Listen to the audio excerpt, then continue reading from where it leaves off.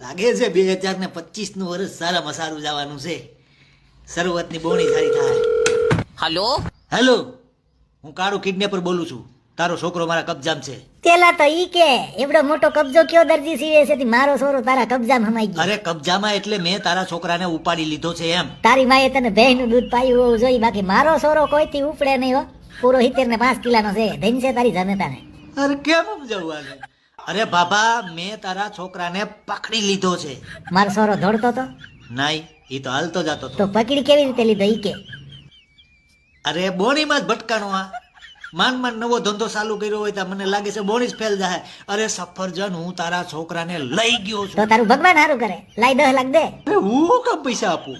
તું લઈ ગયો ને મારા સોરાને, આ તો તારે લઈ જવાનું હોય ને તારે મને પૈસા આપવાના હોય. તો તું લઈ ગયો તો મને દીધા. અરે પણ હું કેમ પૈસા આપું? અરે તું લઈ ગયો ને મારો સોરો, નો સમજાણું? નહીં, સોરો કોનો છે? તારો. એની સરકારી સહાય આવે તો કોને મળે? તને મળે. લે હવે સમજાણું. એવું ન હોય એલા ભાઈ, મારે તારા છોકરાને બદલામાં પૈસા જોઈએ. તો જેની પાસે સોરો હોય ઈ પૈસા દે એમ? હા, તો સોરો કોની પાસે? મારી પાસે.